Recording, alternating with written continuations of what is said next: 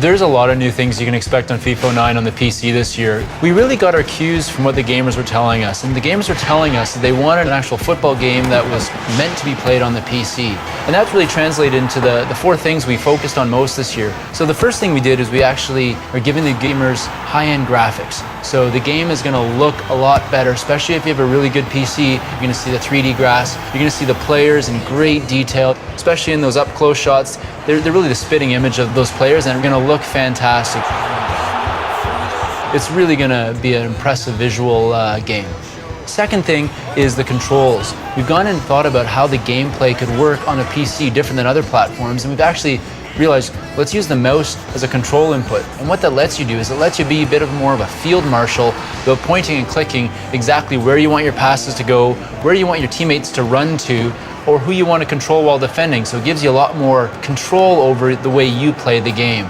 The third area we worked on was around connectivity. So most PCs are connected to the internet, and we have actually taken advantage of that fact by adding a widget system throughout the front end of the game. So no matter what screen you're on, you'll have little bite-sized pieces of information on your monitor that'll be constantly updating, giving information about how many people are playing online right now, how do you stack rank against them in different statistics, or even when your next interactive league match is opening up. And finally, there's this is my favorite one, there's a favorite club widget. So it'll actually show, for your favorite club, the top 5 news stories, which you can read right in your menu screens, and also show you their next game, their last result, and some other stats about the league they play in.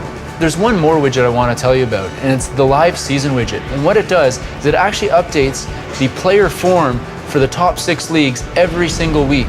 So as players have good and bad weeks in the real world, you'll see that exact impact on your game when you're playing through this live season feature.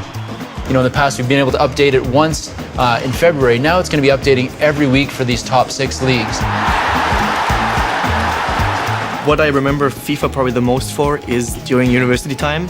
It was always a good substitute for studying. So what we did is we had FIFA tournaments instead of studying. And it was just such a big pleasure. My friends at that point were from England, Brazil, Germany, France. So they would pick their teams and I would pick little Austria. And I would pretty much kick their ass. And they were so mad at me, and they would always accuse me of like tuning the team or hacking the game and making my stats higher because they couldn't believe that little Austria can beat Brazil, England, Germany and France. So that was pretty much the best times with the game because I could make Austria win. One of my favorite FIFA memories was before I was working at EA, before I was working in games. I had FIFA 2002, and the thing that stuck out the most for me, and I know it's kind of funny, but you could slide tackle the goalkeeper, and you'd get a red card automatically, but I couldn't resist so many times, and I'd end up slide tackling him. I would laugh so hard at the NIS, and then I'd obviously have to fight back after that for the rest of the game because I'd be a man down. But that was definitely a fun memory from FIFA in the past.